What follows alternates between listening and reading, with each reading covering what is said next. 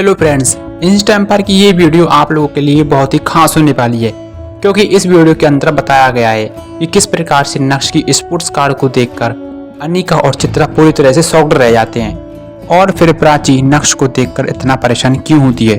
अगर आप लोगों को ये वीडियो पसंद आए तो इस वीडियो को लाइक जरूर करें और ऐसी ही वीडियो पाने के लिए हमारे चैनल को सब्सक्राइब और ज्वाइन करना ना भूलें।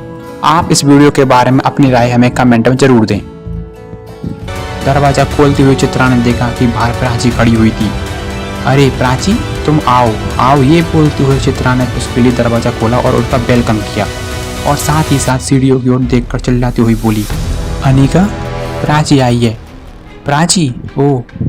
ये सुनते ही अनिका अचानक से नीचे आ गई और उसके बाद दोनों दोस्त सोफे पर बैठकर इधर उधर की बातें करने लगी। कुछ समय बाद अचानक से चित्रा ने चिल्लाती हुई नक्श से कहा, तुम ऊपर क्या कर रही हो? नीचे मेहमान आए हैं और तुम नीचे नहीं आ रही हो, जल्दी से नीचे आओ। जब प्राची ने नक्श के बारे में सुना तो उसके चेहरे की मुस्कान अचानक से गायब हो गई। उसने अपने थूक को गले से नीचे उतारते हुए अनिका से पूछा, क्या नक्श जीजू घर पर हैं? जब से नक्श के बारे में प्राची को पता चला था तब से उसने उसके घर आना ही बंद कर दिया था। वो तो कल रात को जब अनिका से वीडियो कॉल कर रही थी तो पता चला कि कई दिनों से नक्श घर पर नहीं है और इसी बात का फायदा उठाते हुए आज वो यहाँ आई थी। लेकिन एक ही दिन में कहानी पूरी बदल गई थी। उसने एक्सपेक्ट नहीं किया था कि आज वो यहाँ पर होगा। वो आज सुबह ही आया है। अनिका ने प्राची के बदले हुए एक्सप्रेशन को नोटिस नहीं किया था।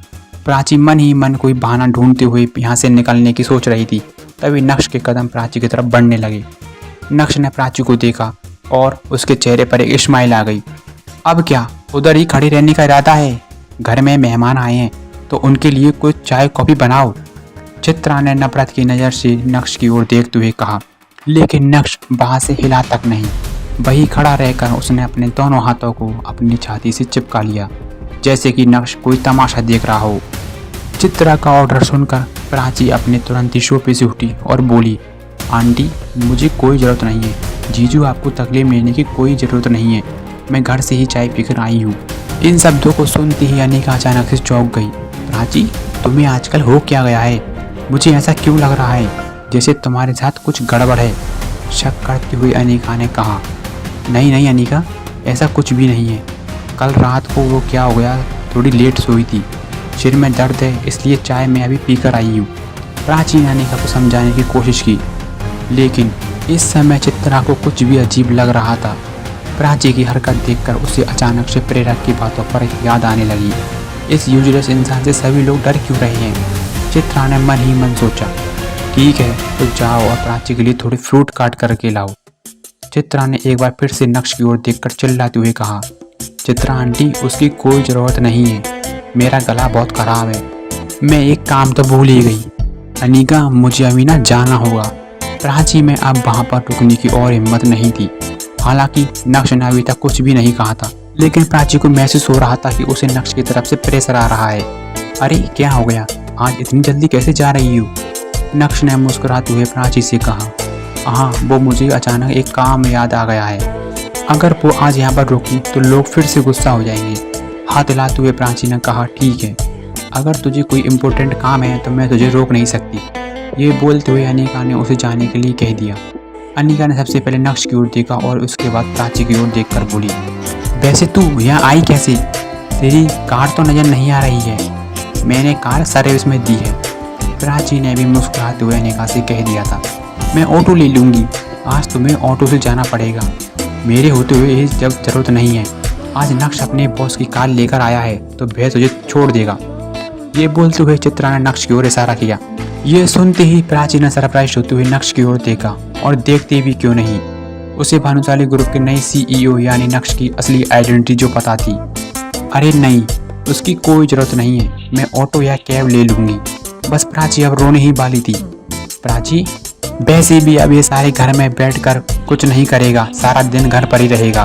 तुझे इसके साथ इतना पोलाइट होने की कोई ज़रूरत नहीं है। चित्रा ने नक्श की ओर देखते हुए उसे घूरने लगी थी। नक्श ने भी गहरी सांस ली और अपने दोनों हाथों को छाती से अलग करते हुए उन्हें आज़ाद किया और बोला, ज़्यादा टाइम वेस्ट मत करो, तुम्हें ज़रूरी काम है ना, चलो चलते हैं। अब चूंकि नक्श ने प्राची को ऑर्डर दे दिया था तो भला वो रिजेक्ट कैसे कर सकती थी। प्राची ने अपना सर नीचे झुकाया और चुपचाप नक्श के पीछे पीछे चल पड़ी। नक्श ने अपनी स्पोर्ट्स कार स्टार्ट की और 10 मिनट के अंदर उसे सड़क पर दौड़ाने लगा। अरे तुम मुझे यहीं उतार दो, मैं ऑटो या कैब ले लूँगी, प्राची ने डरते हुए नक्श से कहा। नक्श के एक हाथ में स्टीयरिंग था और दूसरे हाथ से अपने कान को खोद रहा था। क्या कहा तुमने? तुम ऑटो या कैब लोगी? ज़्यादा उछलने की जरूरत नहीं है। नक्श जीजू, नहीं, आप ऐसा मत सोचिए। ये बोलते हुए प्राची ने अपना चेहरा पूरी तरह से नीचे झुका लिया। बहुत बढ़िया, नक्श ने भी मुस्कुराते हुए कहा। तुम्हें अब चिंता करने की कोई ज़रूरत नहीं है, क्योंकि अब मैं उस घर से बाहर आ गया हूँ, तो अब मैं तुम्हें तुम्हारी मंजिल तक छोड़ दूँगा। कोई बड़ी बात नहीं है। थैंक यू जीजू। प्राची अब कुछ ज़्यादा ही शाय फील कर रही थी। ये सुनते ही नक्श जोर से हंसा, लेकिन उसने कुछ नहीं कहा। उसने अपनी कार को प्राची के घर की तरफ मोड़ दिया था। आज सूरत शहर में कुछ ज़्यादा ही ट्रैफिक था। शायद किसी पॉलिटिशियन की रैली निकलने वाली थी, इसलिए ट्रैफिक को डाइवर्ट कर दिया गया था। अभी नक्श की कार एक सिग्नल पर हरी बत्ती का इंतजार कर ही रही थी कि अचानक से उसे एक आवाज़ सुनाई दी। अरे ये तो नक्श है ना? नक्श, क्या बात है, स्पोर्ट्स कार। जैसे ही नक्श ने अपना सिर घुमाया, उसने देखा कि उसके बगल वाली गाड़ी में और कोई नहीं बल्कि उसके मेमू अंकल बैठे थे। वैसे तो नक्श उसके मेमू अंकल के मुंह नहीं लगना चाहता था, लेकिन वो भला क्या कर सकता है। उसकी कार के आगे और भी बहुत सारी गाड़ी थी, इसलिए वो इस सिचुएशन से भाग नहीं सकता था। नक्श, लगता है कि तुम्हारी लाइफ काफी बदल गई है, करोड़ों रुपए की स्पोर्ट्स कार चला रही हो। ये बोलते हुए मेमू अंकल का ध्यान अचानक प्राची की ओर गया, जिसका फिगर बहुत ही ज्यादा सेक्सी था। ओह, मुझे तो लगा तुम अमीर हो गए, लेकिन तुमने तो अपने लिए एक अमीर लड़की भी ढूंढ ली है। वैसे लड़की बहुत ही ज्यादा खूबसूरत है, क्या नाम है इसका? तुम्हें उसका नाम जानकर क्या करना है भाई, अपना काम करो ना। नक्श ने भी कड़क अंदाज में मेमू अंकल से कहा। क्या ये बात यही खत्म हो जाएगी, या फिर आज सड़क पर कांड होने वाला था? क्या फिर से नक्श मेमू अंकल को सबक सिखाएगा, या फिर नक्श की स्पोर्ट्स कार लेकर आना और प्रेरक की बातें और प्राची की एक्शन देखकर क्या चित्रा और अनिका को समझ नहीं आ रहा था?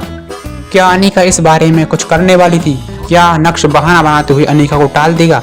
आखिर नक्श का असली चेहरा अनिका के सामने कब आएगा, आज ही या फिर कभी और? क्या फिर और इंतजार करना पड़ेगा? जानने के लिए सुनते रहिए पीके एडिट की इंस्टा एम्पायर स्टोरी।